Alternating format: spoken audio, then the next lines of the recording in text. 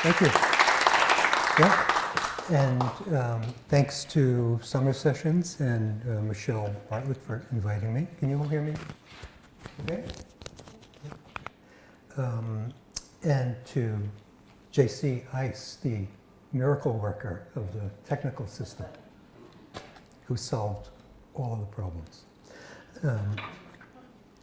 So the title of this talk, From Nanook to Atanarjuat, the evolution of recording culture, is really about two markers in time. Nanook of the North and Atanarjuat, the Fast Runner, two films from different eras that are 2 points in an 80-year divide, on either side of an 80-year divide. And between these two markers is our collective visual history, our legacy, our visual history of the North. And that's what we're going to look at tonight, and go to the Wayback Machine and look at some old clips. And I guess I'm just click and it goes, right? No, right, left click. Left click. Okay, it works. Good. So the two films that are kind of the bookends for what we're going to talk tonight, Robert Flaherty's 1922 film Nanook of the North, which I'm sure you've all heard about and maybe have seen. If you haven't seen it, there's a beautiful restored version on YouTube that you can watch tonight when you get home. And this film was hailed as the first documentary. Some say that the term documentary film was coined to kind of fit this film because of what this film presented to the public.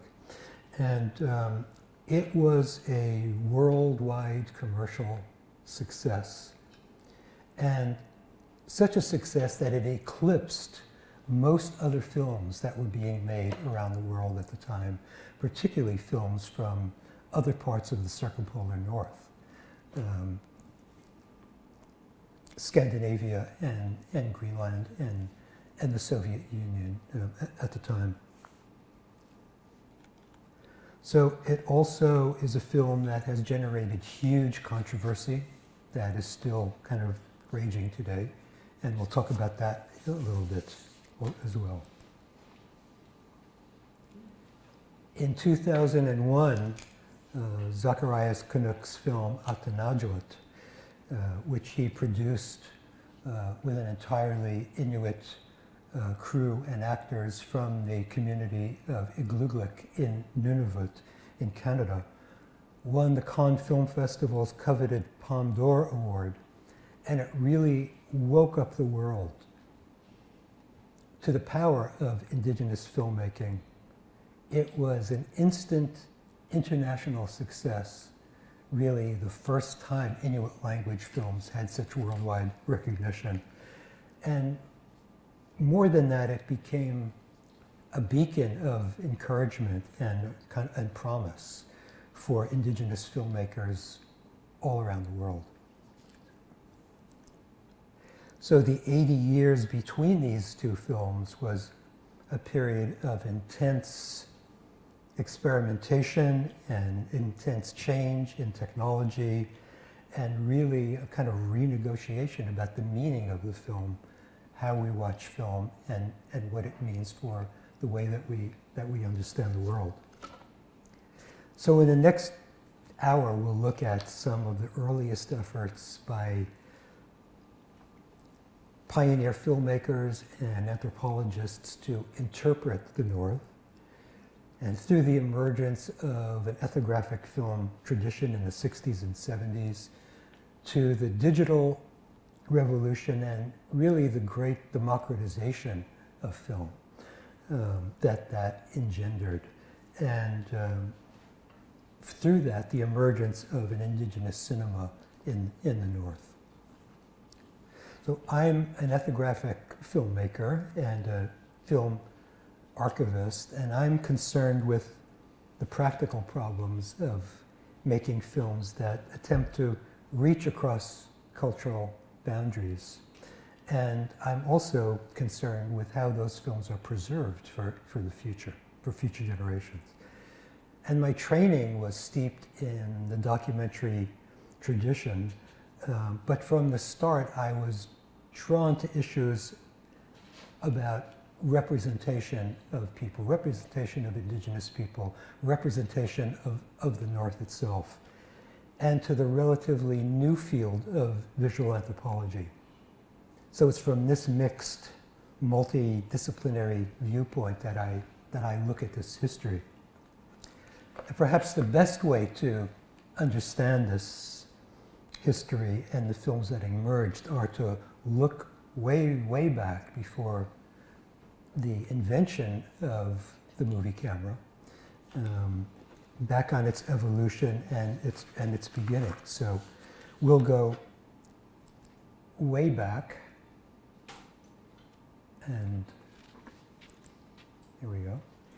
So imagine you're in the 19th century and you're in a theater and the gas lights dim and the stage brightens, and we see on the stage a wide panorama of sea ice and sharp pressure ridges, and then a different scene comes on. We're looking at it like we're looking over the railing of a ship, like we're moving through the ice.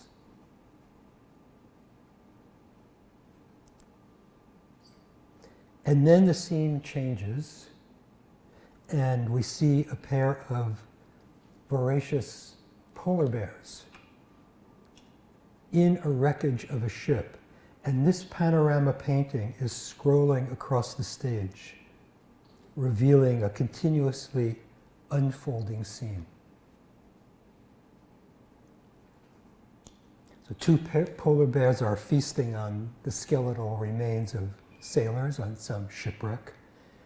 And the theme, as in most moving Arctic panoramas of the time, is the same: travel and tragedy, shipwreck and tragedy. And the audiences were really enthralled. From backstage, we hear the sounds of workers cranking the gears that unroll and take up this great panorama scroll. And from the podium, we hear the voice of Mr. Elijah Kane, Arctic explorer, adventurer, a popular personality of the time, narrating his adventures in the far north together as these panoramas, these Arctic scenes scroll across the screen.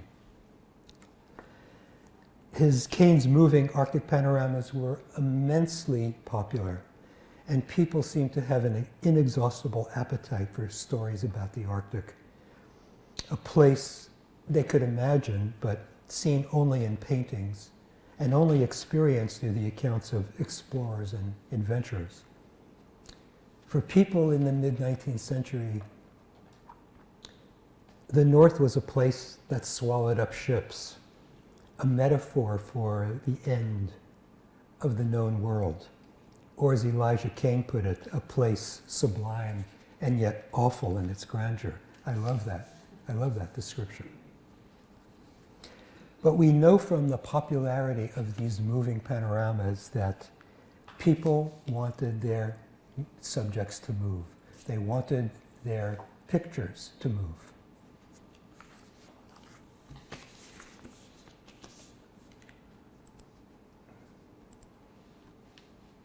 Only one or two examples of moving, scrolling Arctic panoramas survive today, like this panorama of engravings that show ships on the north slope of Spitsbergen Island.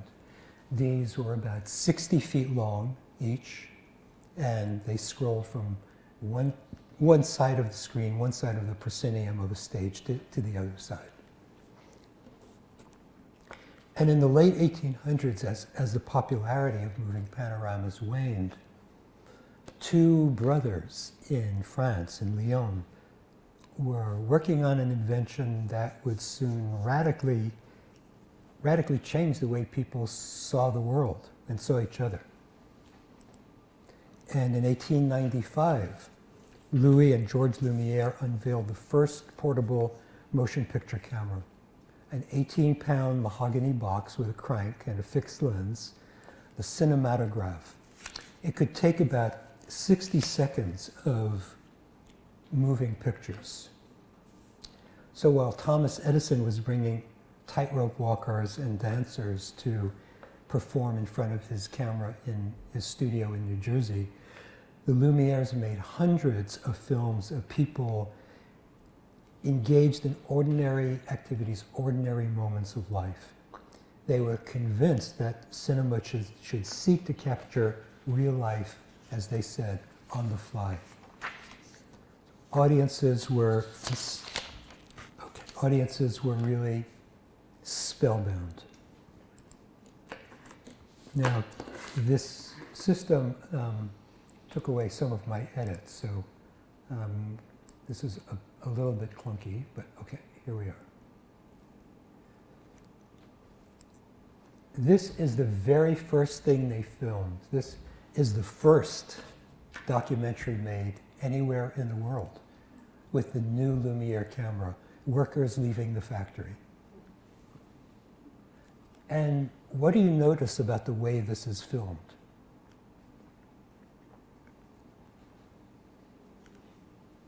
It's static. There are no edits. The camera doesn't move.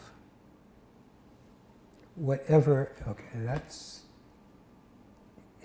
the end of that one, okay. Whatever comes in front of the camera, that's what the film is about. It hadn't occurred to these filmmakers yet that you could move the camera and change the meaning, or you could get closer up and change the meaning. A cinema language had not developed yet. Okay? A grammar of cinema was yet to come in the future through decades of experimentation.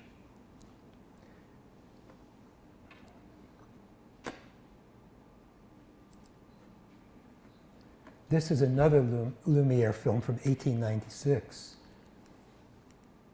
They figured out that if you show action coming at an angle towards the camera, it's more interesting. It changes the meaning slightly. But still, there are no edits, no camera movement.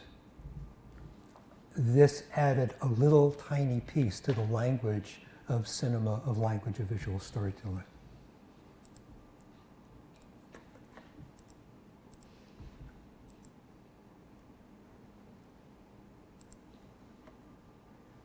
And this is another Lumière film. And here they're getting a little more creative with how the angles of the camera, things coming at a sharp angle to the camera, make it more interesting. It brings the subjects closer. It actually lets us see their faces. So we see individuals. So piece by piece, film by film, it was building a language, a grammar of visual storytelling. One might think that anthropologists would embrace this new invention, but they didn't.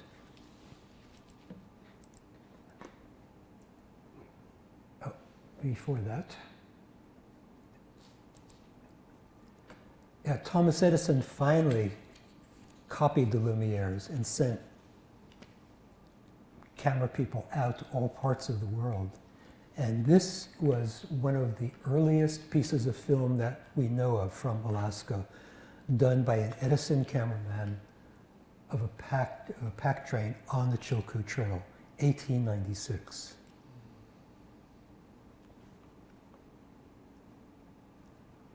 And it's really just kind of a magic window into the past to be able to see this.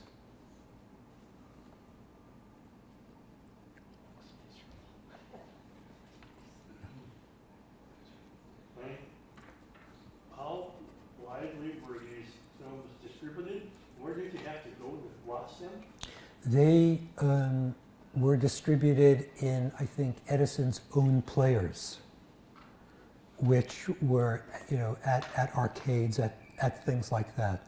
There was no real way to show them, publicly. The Lumiere films were shown in a lantern slide kind of, kind of setup with the projector and a light behind it showing on a screen. And I think these are shown in the same way, but to very, very small audiences. Yeah. So this is one of the only pieces from that era of Edison films that survives.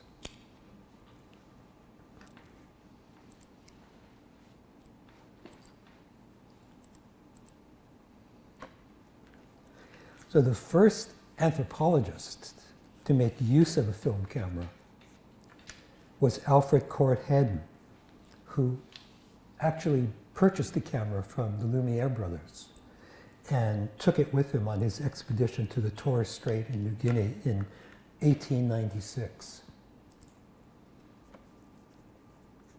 It was the first time anyone had used a film camera in fieldwork, in ethnographic fieldwork. And of the 90 minutes that he shot of his fieldwork and informants, only this short piece survives.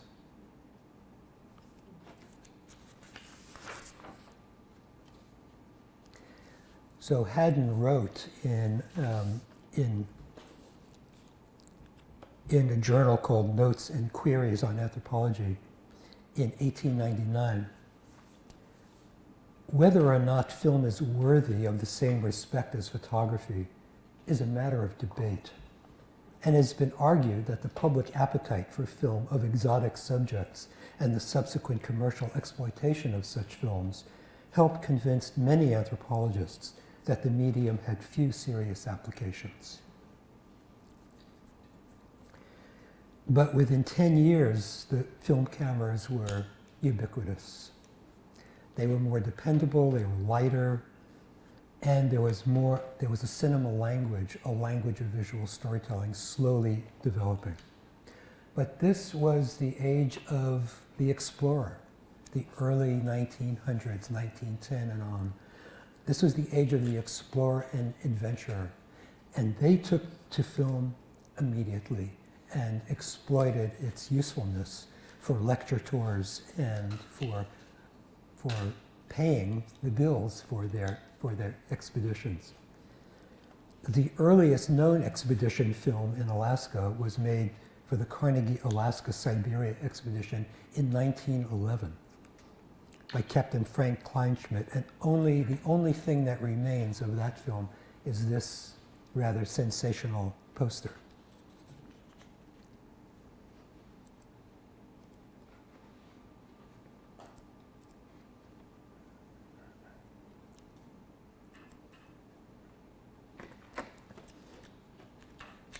Sorry about the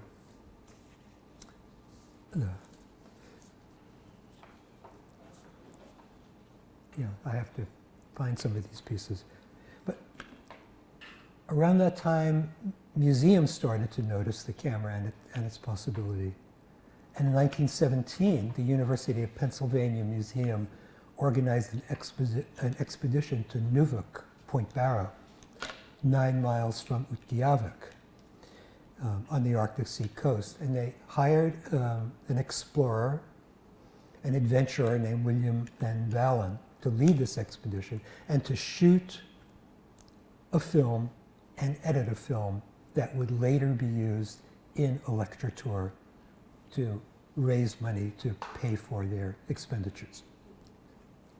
So this piece survives, and notice how it's shot. It's very similar to the Lumiere films, except this has editing. So in that period of time between the 1890s and 1911, people had experimented with juxtaposing pieces of film together to create new meaning. But this is really what we call a master narrative. Okay? It makes assumptions about a group There are no individuals. There are no faces. This is a group, and the filmmaker just kind of makes generalized assumptions about what that group does. And this kind of reflected some of the values of anthropology at the time, which were really very linked to colonial attitudes.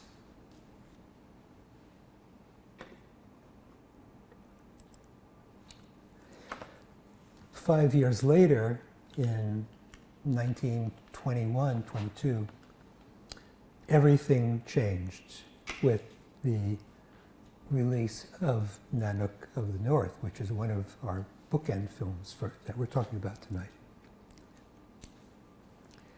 And Nanook has been hailed as the first documentary, as the founding work of the ethnographic film movement. The value of Nanook and its claim to truth, as it says, the story of life and love in the actual Arctic, are still being argued 100 years later, and years and years after its worldwide commercial success. Robert Flaherty himself has been called the father of documentary film, and his influence on filmmakers of the time was profound.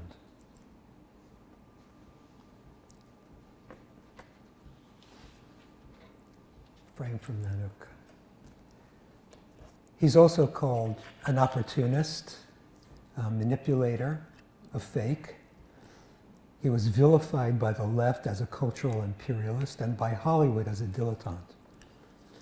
Nanook was dismissed by anthropologists as irrelevant and largely ignored by the Academy. The film has been on a pedestal, knocked down many times and put back up again many times. So Flaherty first went to the North as a surveyor in 1918 for a mining company. He filmed various activities, the subsistence round, village scenes, people doing chores, about 40 hours of film. And then he returned to his home in Vermont to edit all of this footage. In those days, film was on a nitrate base and emulsion on a nitrate base, and it was very, very flammable, really explosive. While editing this film, Flaherty dropped a cigarette ash into the editing bin, and instantly 30,000 feet of film erupted into flames. Everything was destroyed. The fire almost took his house, and it burned his hands, and all of his footage turned into ashes. He wrote in his journal, "I realized it was a bad film. It was dull and little more than a travelogue. I had learned to explore, but I hadn't learned to reveal. It was utterly inept, simply a scene of this and a scene of that, no relation, no thread of a story, or continuity whatever. Certainly it bored me. It had the emotional distance of a typical adventure film where the exotic natives are seen as curios for the outsider's amusement."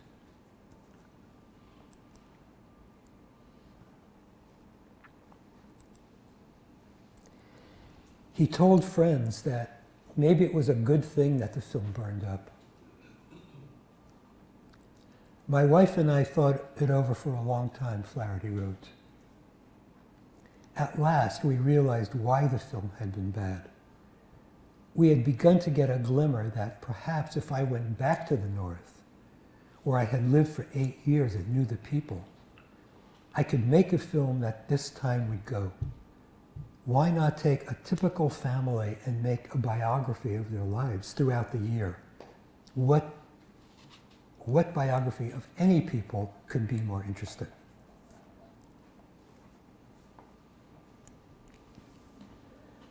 Flaherty went back and over a period of 2 years, did just that. He made his film about a family on their subsistence rounds. In 2 years, the new film was completed.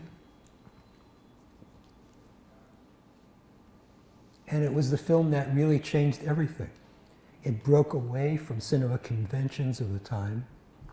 It was the first nonfiction film to be sequence edited.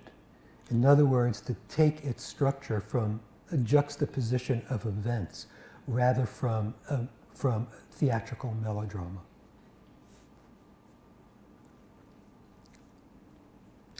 And this is a very famous opening of Nanook that introduces him and his family, where we see him unloading his entire family from his kayak.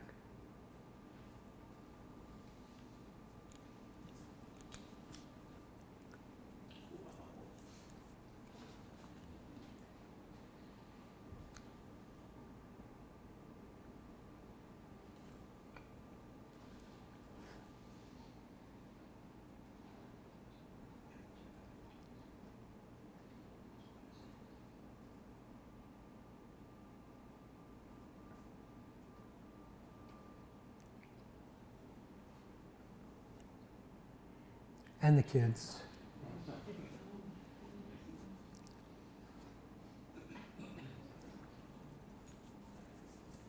And finally,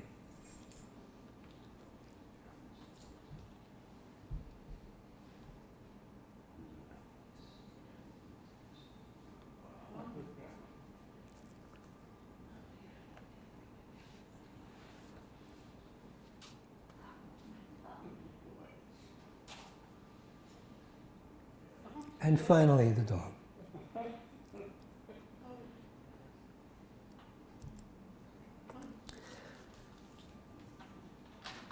So Nanook of the North is clearly a reconstruction of a past way of life and not a direct observation as it suggests.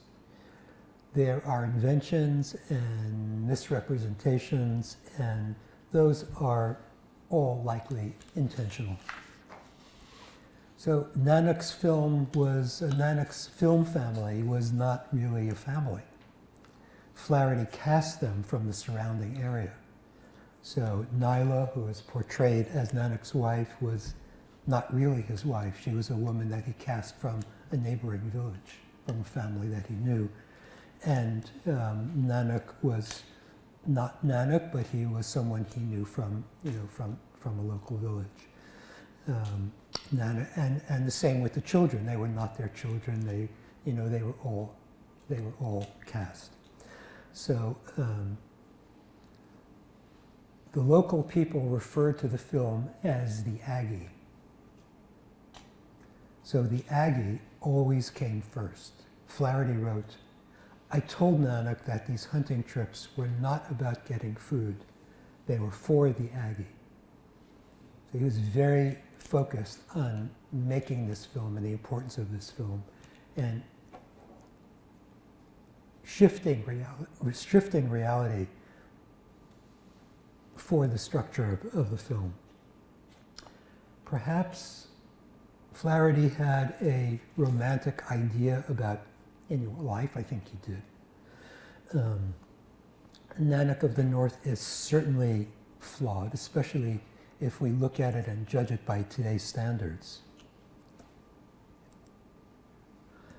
But Flaherty showed more interest in the lives of indigenous people and portrayed them with more humanity than any filmmaker that came before. And the world took notice. As you could see, Nanook was translated into many, many different languages and distributed all over the world.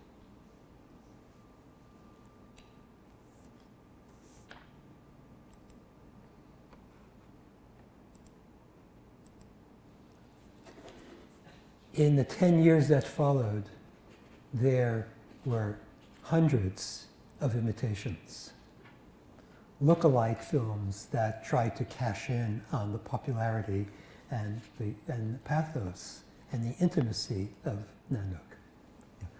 And the New York Times said of this film, Primitive Love, that it was a sad, a sad copy, a sad misrepresentation of what Nanook gave to the public.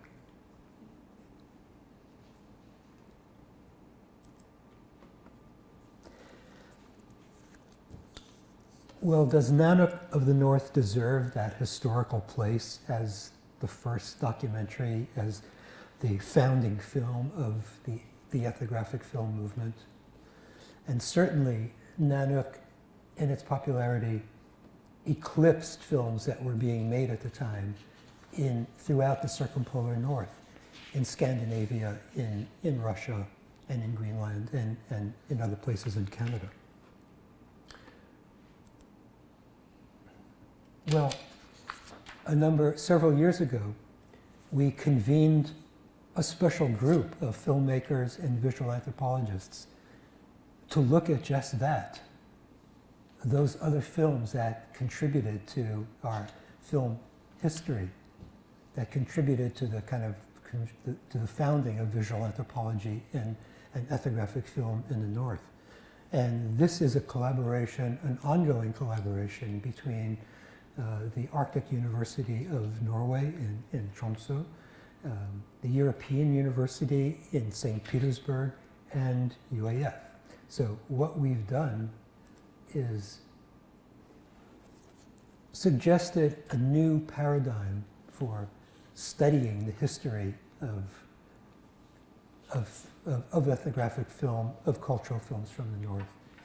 That it is to make a global curriculum that prevents visual anthropology and its history as the convergence of three parallel cinema traditions from Scandinavia, Russia, and North America.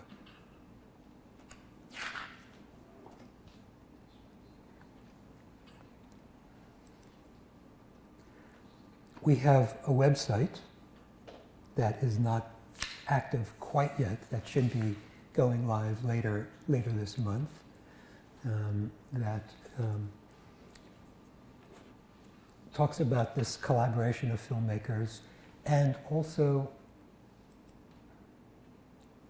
has a very special archive of many of the films, historical films and contemporary films from these other regions of the North that we have gathered together.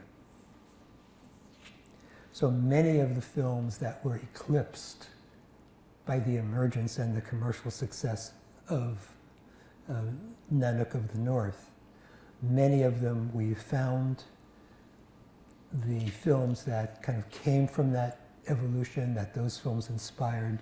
Many of them are together in this archive.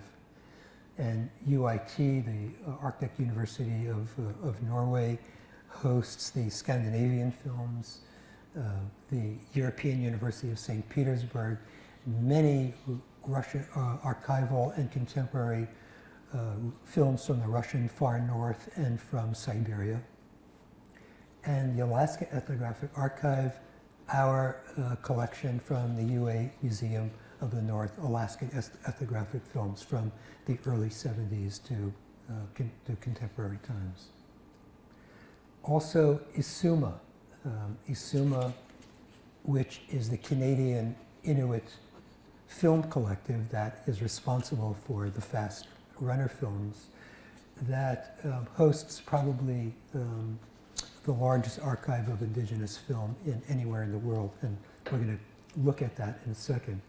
And the Journal of Anthropological Film, which is an online journal expressly for ethnographic film that publishes film online and invites audiences around the world to view them, to stream them without cost. So this is really kind of a tremendous historical archive put together expressly for students of anthropology, for researchers, and for the public that's interested in this history.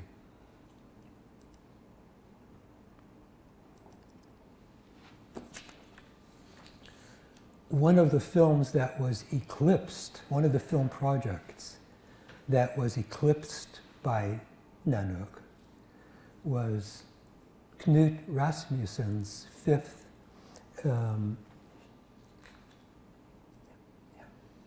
Thule expedition. This was a kind of massive expedition by dog team from Greenland across Canada all the way to the north of Alaska to Point Barrow to Utqiagvik over a period of years. In 1927, just after the worldwide release of Nanook of the North, Rasmussen hired a filmmaker, a Danish filmmaker named Leo Hansen, to come with him and to film the journey, to film his interaction with people, with Inuit people along the way, and to put together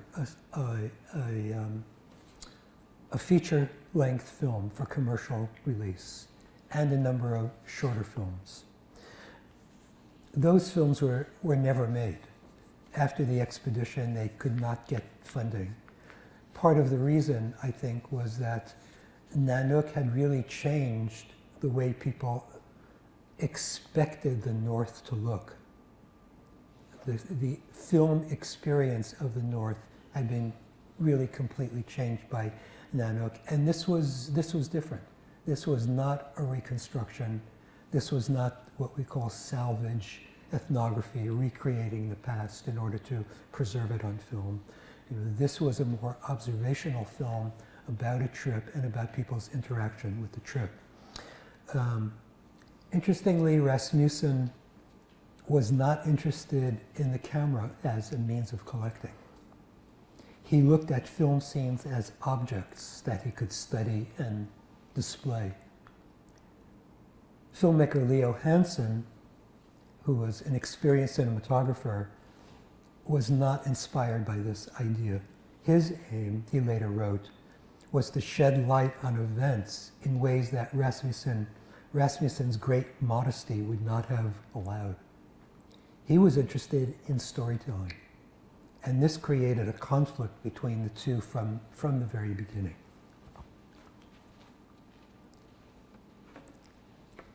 So all of the footage from this long trip, hundreds of hours of footage, most of it has been lost or is languishing in archives unknown somewhere in the world. The only piece that remains is a small piece from Alaska, from once they arrived in Utqiagvik.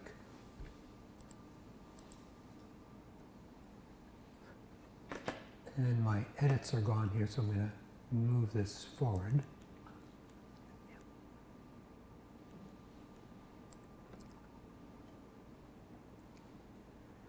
And what Rasmussen and Leo Hansen found really surprised them once they got to Utqiagvik.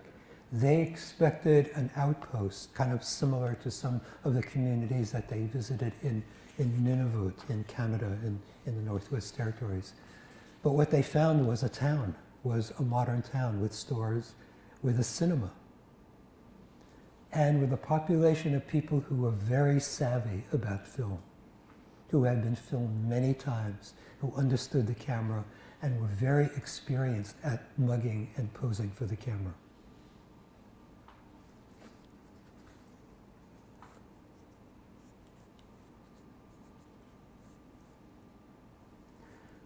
And what Leo Hansen filmed is not like the first expedition films from Alaska. It's not a master narrative. It's about people, it's about individuals. Although this is not the kind of film like Nanook where individual stories are told, this is about real people living their lives and their everyday interaction, their everyday activities, as it was observed by the camera.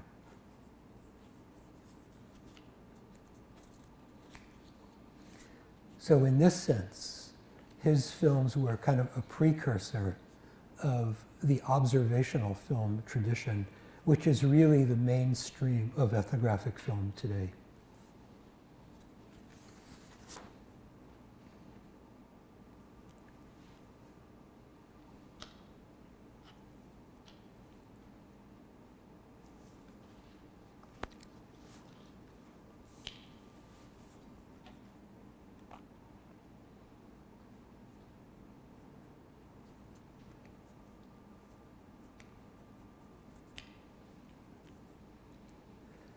Leo Hansen said in his journal, in his autobiography, that Nanook had not been released in Denmark by the time he left on this expedition, so he didn't see it.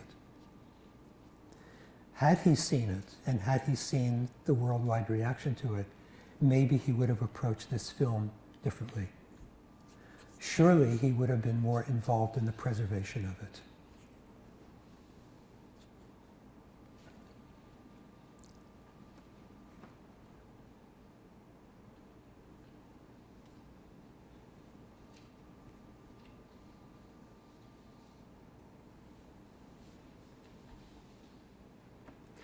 The fact that the majority of this film was lost is not unique, because most film from that period, probably 95% of film from that era has been lost, both commercial, ethnographic, documentary, and feature filmmaking, Hollywood films. Most of them have been lost to time.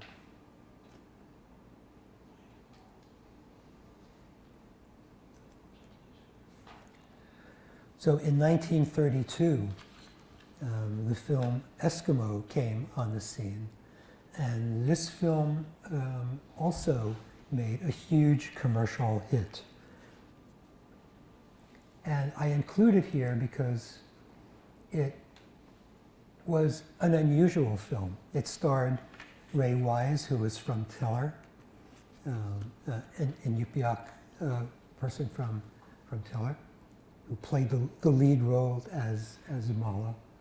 And the filmmaker, Willard Van Dyke, insisted on authenticity as he understood it to mean at the time.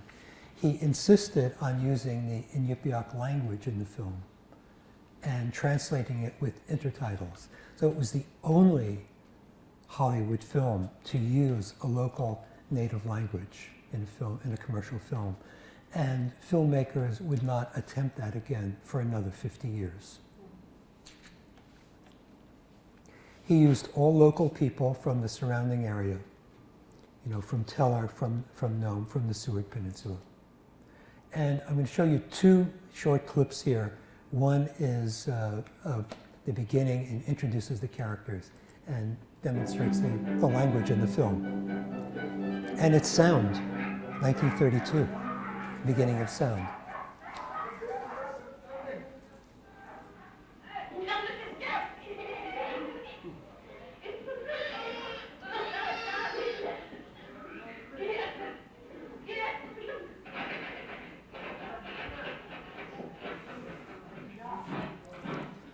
Okay, I'm going to have to move this forward because my edits don't work here. So, okay, there we go.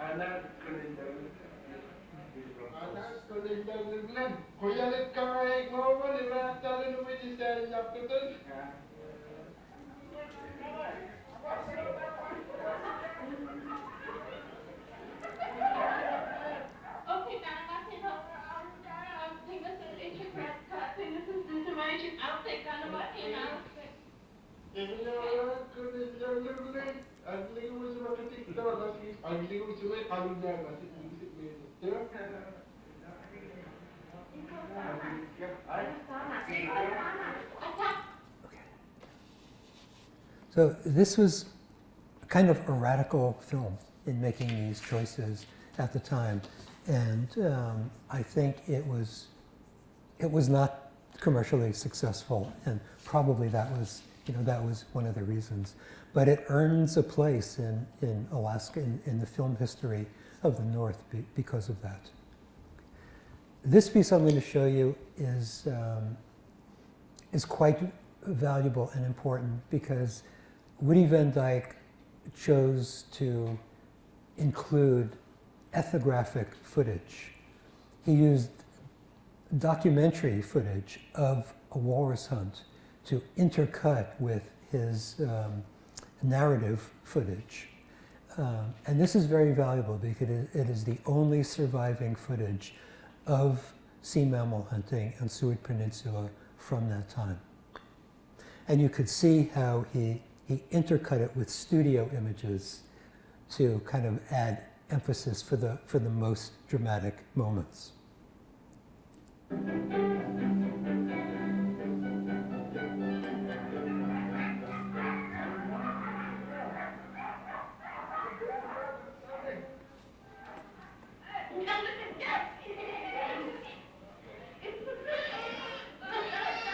Okay, my edits didn't work here, so I'm going to have to scroll down to the place where it starts.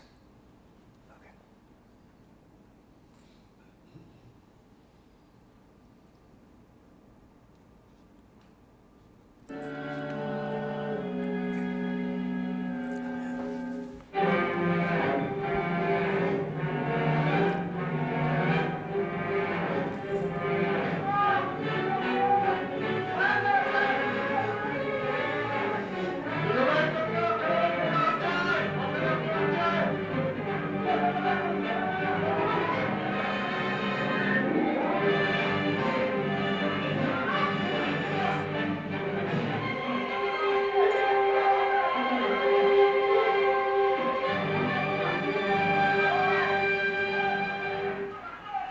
Cut to real documentary footage of Seward Peninsula hunters on the ice after walrus.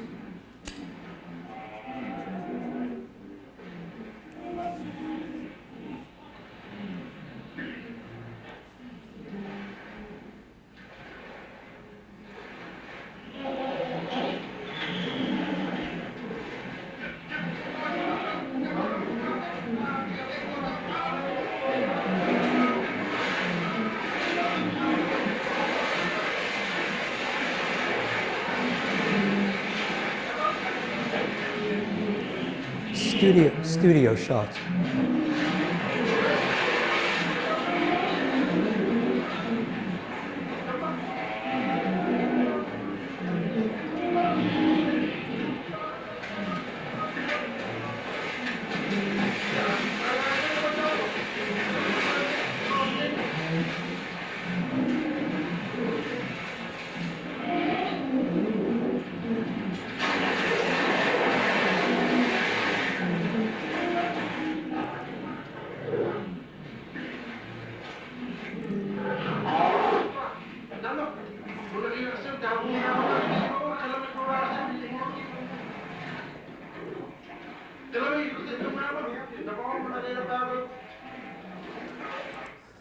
So the the intercutting of excuse me, of narrative footage of actors with this documentary footage of Seward Peninsula hunters really gives it some powerful immediacy and drama, and really makes this a very valuable addition to ethnographic film history.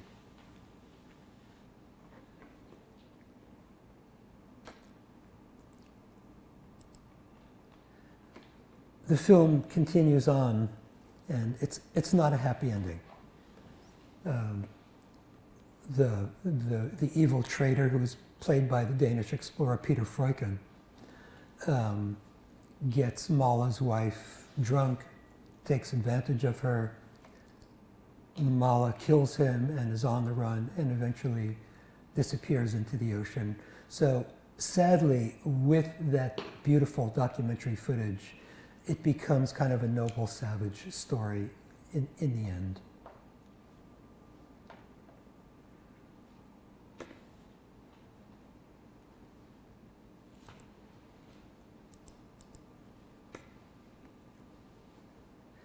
In the 1960s, a remarkable series of films appeared, a documentary series called the Netsilik Inuit series, the Netsilik Eskimo series. And these were a series of 21 half-hour films that were made for for a high school curriculum. And these were also very radical documentaries. They were about a group of Netsilik people on their yearly subsistence round.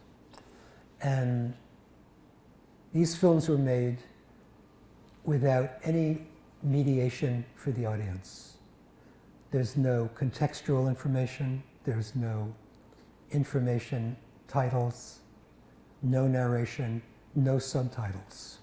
Nothing to help the audience in their kind of negotiation of the meaning of what they see on the screen. Everybody is kind of, you're on your own.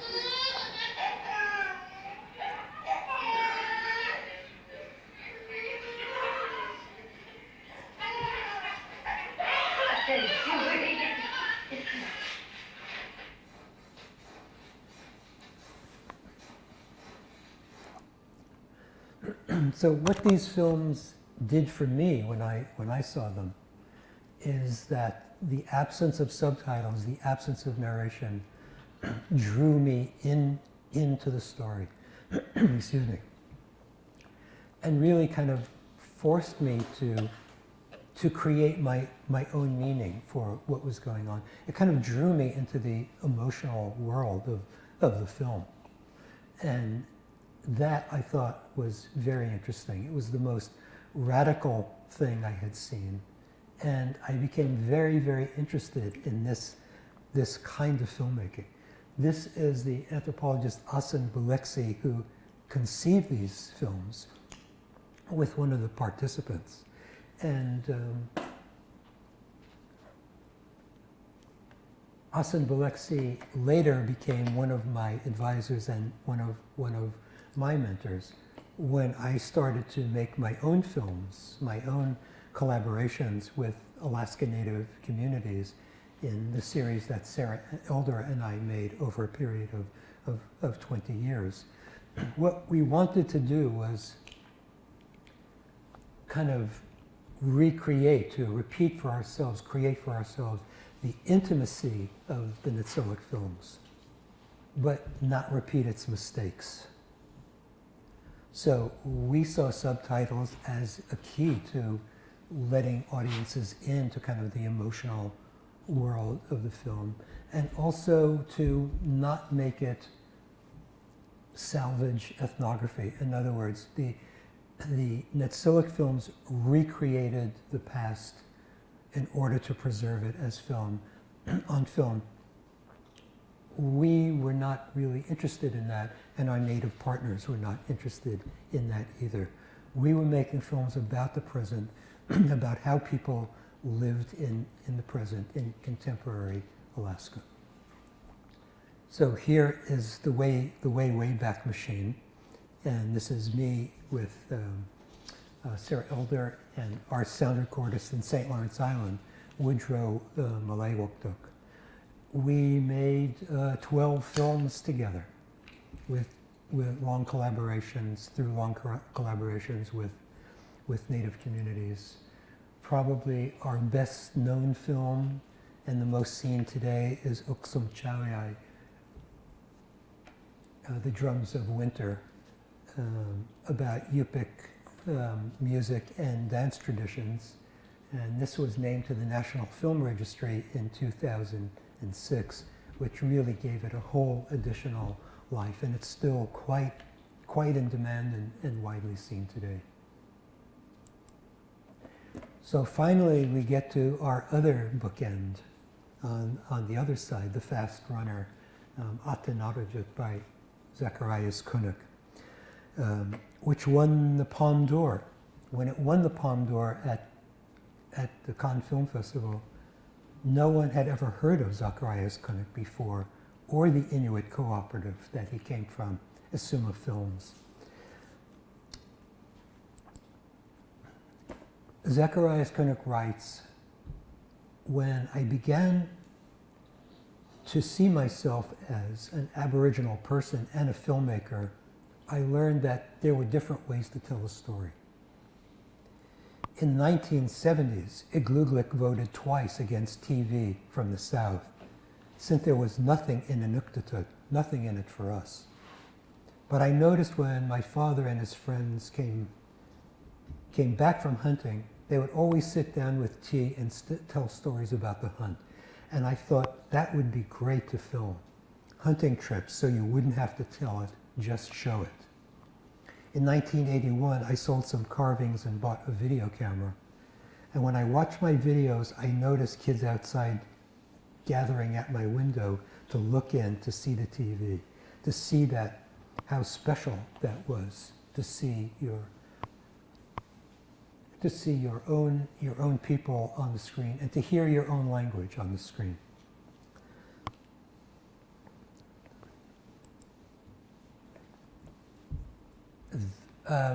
The Fast Runner is part of a trilogy of films. The Journal of Knut Rasmussen is the second film, and Tomorrow is the third film. And I urge you to see them if you haven't seen them. They're available on the website called Isuma TV. And they are truly wonderful films that take you inside into kind of not the exterior landscape, but really into the emotional landscape of these stories. But it is really their archive that is superb and I think phenomenal and points the way for us, for archivists, into the future of what our archives can be and should be.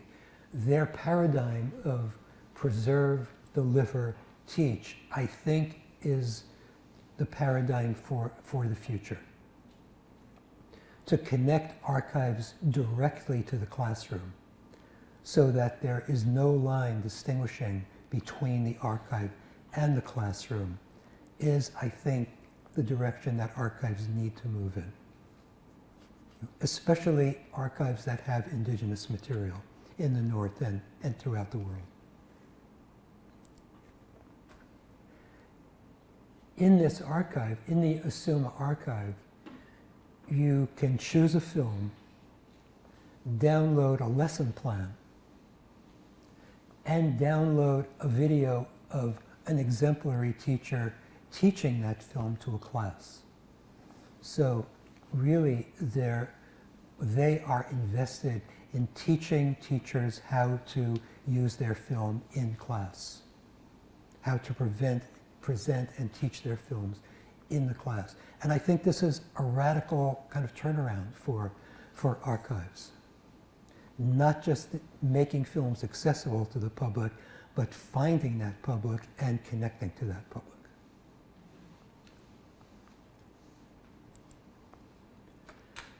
The other thing that Isuma does is connect with indigenous filmmakers around the world. And their archive is growing larger and larger, and now they are inviting Aboriginal film collections, indigenous film collections from other parts of the world. And they will digitize part of that collection for free, help them find funding to digitize the rest, find them, and make the films available on their many TV channels. So this is really a radical approach to archives. And I think it's really a beacon for archives throughout the far north.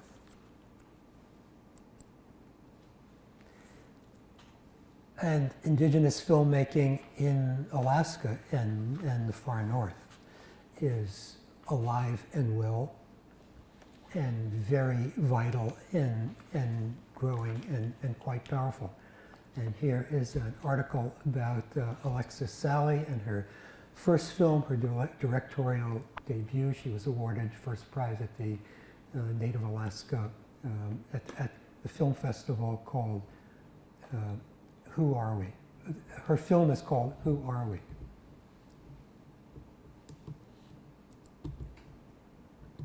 Another film called Celebrating Our Beauty, a short film, also directed by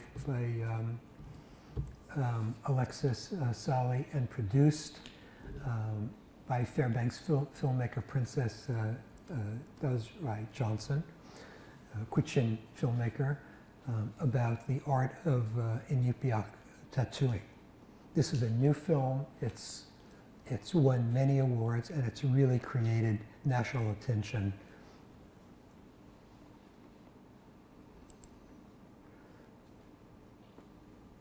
Andrew McLean's film On the Ice, which is now been out for about 10 years, has won film festival awards all over the world, really, and he's really helped to bring the spotlight on Alaska, on indigenous filmmaking in Alaska. In Greenland, there is a vital indigenous film movement, making films, making stories about Greenland, about their struggles with land, about their struggles with Denmark for independence.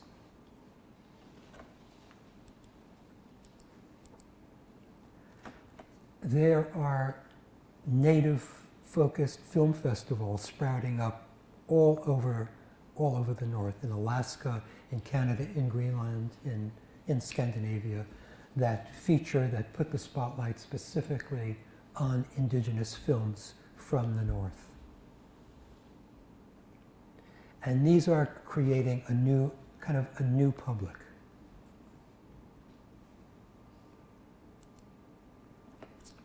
And mainstream film festivals as well. For example, the Berlin International Film Festival, which is one of the largest industry film festivals in the world, is creating a special place for indigenous films from the Arctic, putting a special spotlight on those films, really helping to celebrate those films and those filmmakers.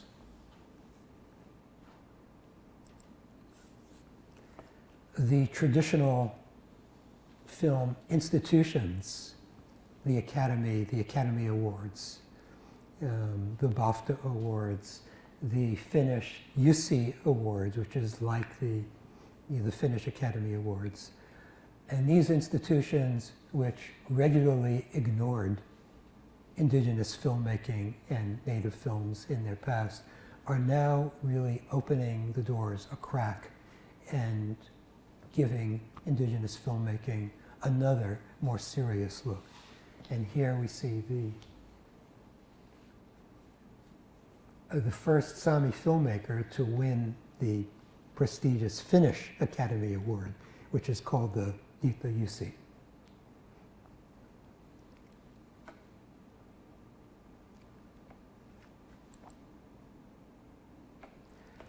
And most importantly is how films are funded. Funding fuels filmmaking, and that's a critical element in the indigenous filmmaking movement in in Alaska in the north. And recently, the Arctic Indigenous Film Fund launched in Norway with representatives from all of the Arctic country getting together in an agreement to raise money from commercial sources, from funders all over the world, all over the north, specifically to fund indigenous films throughout the Arctic. This is a key element in the growth and the power of the movement.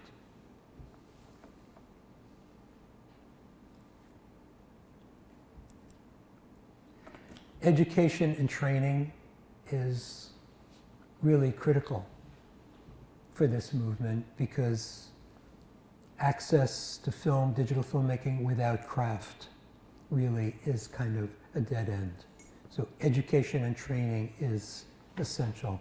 And here we see in First Nation communities in Canada, a mobile van which offers First Nation young people, teenagers, training in filmmaking, in the craft of filmmaking, from conceiving of the film through editing. They go from community to community, working with young people to teach them how to make their own films. And here at UAF, the Native Intensive Alaska Native Film Initiative, through a collaboration between the Native Movement Group and the UAF Department of Theater and Film, are collaborating on this new initiative to offer intensive programs in filmmaking to young Native filmmakers.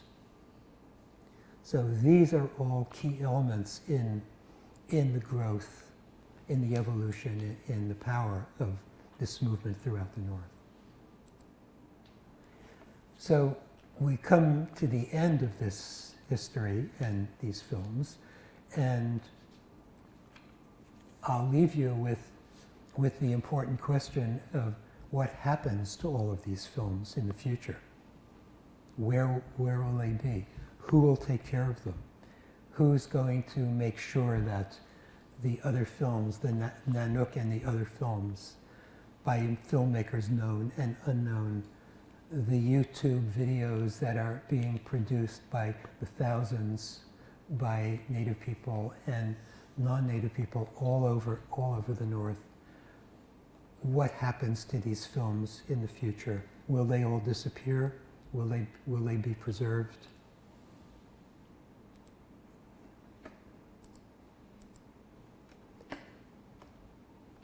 Will they garner the attention that they deserve?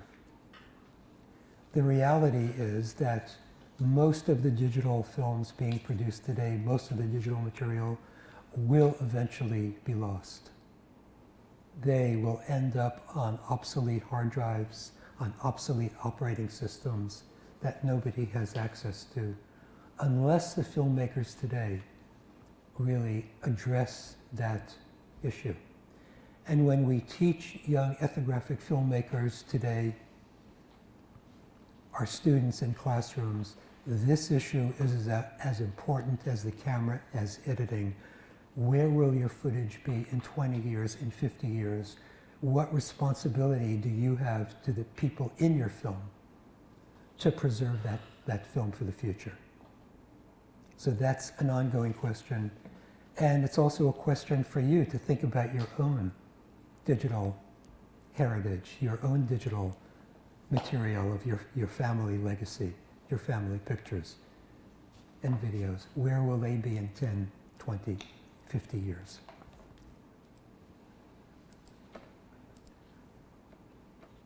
And this is an image from the Library of Congress National Film Preservation Facility in Culpeper, Virginia, in their nitrate film vault.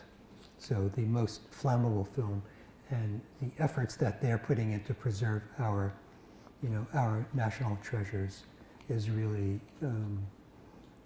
quite amazing. So that brings us to the end of this history. and this kind of Wayback Machine through all of these, this cinema history of the North. And I think we have time for some questions. Yes? You were just saying that you think these films are going to be, or a lot of them are going to be lost. Yes. But looking at the audio world,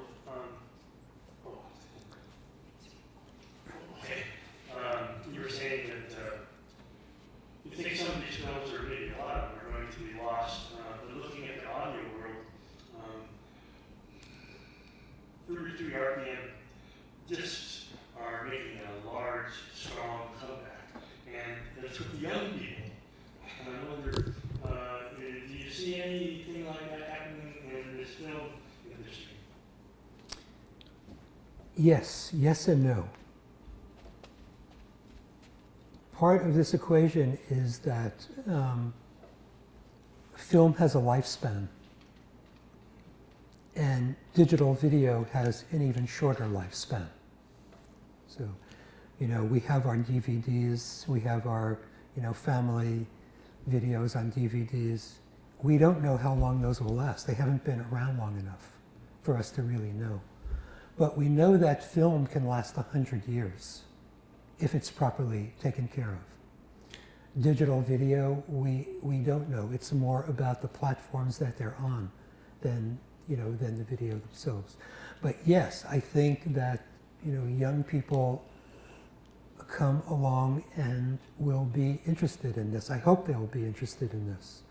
I know that in the Library of Congress film facility, most of the people who are working in the actual film section are 55 and over. And they're desperately looking for young people to train who are interested in film, you know, to take this over. So I'm hopeful that people will be interested in this and will come along and really see the power of this and intervene and revitalize this and take it over. Will YouTube be there in 50 years? We don't know. And the millions of videos that it contains, where will they be in 50 years? You know, we don't know. That's yet to be negotiated. That's in sometime in the future that, you know, maybe we won't see. Yeah, any other questions? Yeah, Angie. I'm going to try to figure out how to say this. So I'm really familiar with, home movies, which are meant to be watched, with your family gathered around, maybe in the basement or living room. Mm-hmm. And I'm familiar with Hollywood movies, which ideally is what you see on a giant screen with, a packed audience. What is the ideal way to watch an ethnographic film? Like, who's the ideal audience, and what's the ideal way to view it? What are you hoping for? That's a great question. Yeah, and I have to think about that. But all over the world, there are these magic moments when a lost film collection is found, is rediscovered. And filmmakers are working to make those, to popularize those films, to make them accessible, to put them on YouTube, to garner an audience, to have them in film festivals, to create special events for them at conferences, and and to get to see them. I think the hope of ethnographic filmmakers is that they'll be as ordinary as commercial films and home movies, that people will enjoy sitting down and watching them. And I think for good ethnographic films, that's the case. I think they're becoming popularized. Certainly, modern ethnographic films. I'm on a jury for an ethnographic film festival that has hundreds of entries a year, and some quite amazing films that don't conform to the old standard of ethnographic film, which in many people's minds means boring. this is not the Encyclopedia Britannica films that we were forced to watch in junior high school. These are vital films that are kind of breaking the rules, that kind of break conventions, that have their own agenda, and that take us to places that are, that are completely unexpected. For example, now in ethnographic film, there's a kind of break-off tradition called sensory ethnography. It has a lot of traditional anthropologists upset, a lot of filmmakers upset, because it's not about the rules, it's not about ethnography, it's about the sensory experience of the audience with what's on the screen. And these are really interesting. Some of them take you, to a new place. I'm very interested in this and trying to be open-minded to where this, to where this can take us. And this happens. New branches break off, appear of, radical new films by young people, young filmmakers who are interested in the genre but not interested in the conventions. That, who have their own ideas, like we had, in the 70s, and want to make their own films, and in doing so, gather interest, gather other filmmakers, and really establish their own direction and their own tradition. So that could be another talk at another time, about the new tradition in sensory films that's kind of, in a large part, kind of taking over the role of traditional ethnographic films. And these are watchable. These are kind of experiential films, that people will really seek out and, and watch like they would a commercial film. So that's kind of a long-winded answer to your question. Yeah, any other questions? Yeah. Hey, Glenda. Yeah, thank you. We can talk a little bit about cultural appropriation. Does that have something to do with this? And is the crucial thing that the actors are always authentic people and the crew filming is less important, or how is that all shaped? Yeah, that's a complicated question, and what is cultural appropriation, and and what is not, and that's certainly something that we've been aware of for a long, long time, and many films, I think, in the past did appropriate culture and sort of recreate culture on their own authority, on a kind of academic authority, without the input of the people who are represented in the film. And that certainly still goes on today, but maybe less so.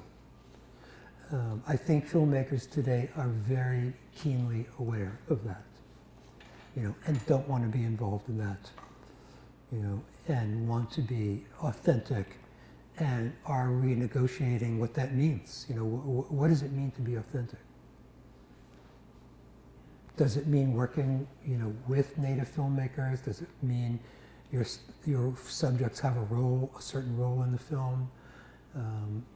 Does it mean, rethinking what film does and the whole meaning of it, and what the consequences are of this kind of appropriation, what it means in the future, what it means to an audience? The reality is that documentary is truth. If it's in a documentary, eventually people will take it as the truth because it exists, and it may be the only thing that exists. So some of these ethnographic films that were made in the 50s that are didactic, that are narrow-minded, that put words in the mouths of native people who are represented in the film, over time they become true just because people see them and they exist. So it's important for filmmakers to counter that with new truths, with films that are authentic, but authentic in a way that's kind of rethought. And that's something I think that needs careful consideration about what is authentic. So one of the well-known ethnographic filmmakers, David McDougall, asks about what is authentic, what is an authentic ethnographic film, and he says it's authentic in the way that it's used over time, not in intent, but the way the film is used, who uses it over time. And I think that's an interesting way to think about it. Is this film used by the people who are the subjects in the film? Is it kind of, does it become their truth as well? And does that give it an authenticity that it ordinarily wouldn't have? So I think all of these questions are in a big kind of flux, and filmmakers all over the North and students, that we teach certainly are asked to think about these issues and to kind of renegotiate these issues for themselves. So that's also a roundabout answer to your question.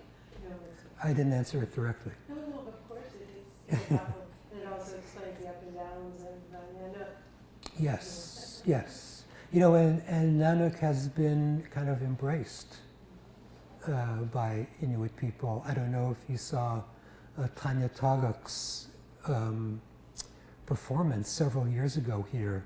She is an Inuit throat singer, and she uses Nanook, the full-length restored Nanook, as her performance with her throat singing over the film. And she said she did that to reclaim the film, kind of reclaim it for Inuit people, to make it theirs, to make it something that was not, other, but to make it their own. So I think that's really interesting too, that it's gone through all of these different evolutions in time. Jen. The short question is, do you know of any teachers in K-12 situations who are making film the central part of what they do? But the longer part of that is that lots of teachers here use iMovie, but those are for information. Yeah. Movies, but is there a way, it's a leading question too, is there a way to help young people understand what they could do, sort of practice ethnographic films at a young age? Is anybody working with kids in that way? I don't know directly, but I'm, sure that those teachers do exist and, are conscious of this. I mean, filmmaking is ubiquitous, from, the professionals down to, kindergartners in school. Everybody is making movies. That's our life. I mean, that's our way. We live through the image, and that's an essential part of life, and that's a kind of literacy that our kids didn't have, but that kids today certainly do have, this sophistication about how to use images to tell a story. That's kind of, that's the territory that kids grew up in.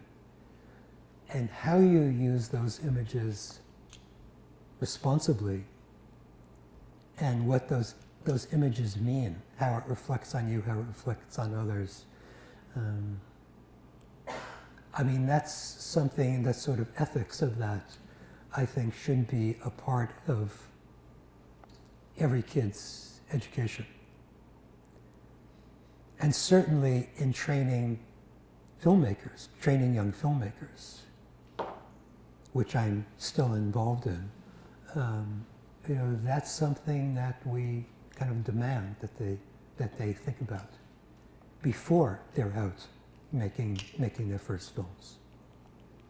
You know, the ethics, the consequences, the unexpected consequences, their intentions, the future of it, its effect on audiences.